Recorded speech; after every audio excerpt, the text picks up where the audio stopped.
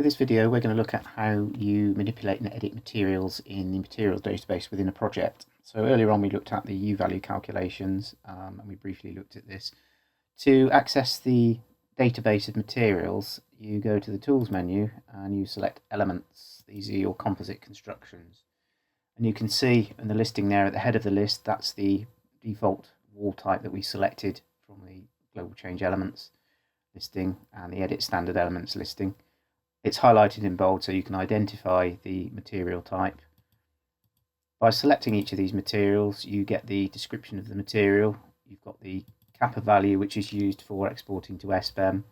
You have the U value, the admittance, the lead, the decrement, the lag, and the absorption coefficient. These values can be edited, so if you very quickly want to change a U value of a component part, you can do that. And obviously by changing these parameters, you'll affect the thermal integrity of that structure. So you can, if you want to, very quickly make a change to this and retain it. Or as we did previously, you can go into the U-value program and send it to the list of elements on the project on the end of elements listing, as you can see here that we did earlier. Windows and glazing can be handled the same way. Any existing glazing on here again will be highlighted in bold, so you can identify that construction. You can always go to the Edit Standard Elements listing as well to view the current default material. And all of the constructions are listed out in terms of the U value, the G value, the L solar and the number of panes. That's used exclusively as an interface to the SBEM tool.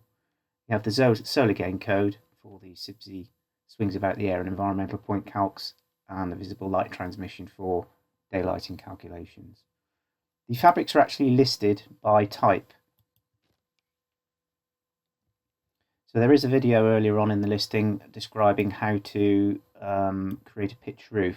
So what you would have to do, you would have to create a roof construction and put it under the classification of roof. And then the lower part of the split wall would be the brickwork and the wall of the wall type. So you'd have to split those materials and then list them separately and then use them as appropriate. So these are all classified by effectively their exposure or their type, internal partitions, external doors, ceilings, floors, etc. As I say, you can add materials to this database as well. You can add them by hand. What you can't do is remove materials. So you can only add materials to the database. And it's a simple case of filling out these cells if you know the information and you've got the information to hand. If not, construct it as we've done before, and then import the U value, the revised U value and the construction into this database, and then swap the existing wall type for the new one as demonstrated in the previous videos.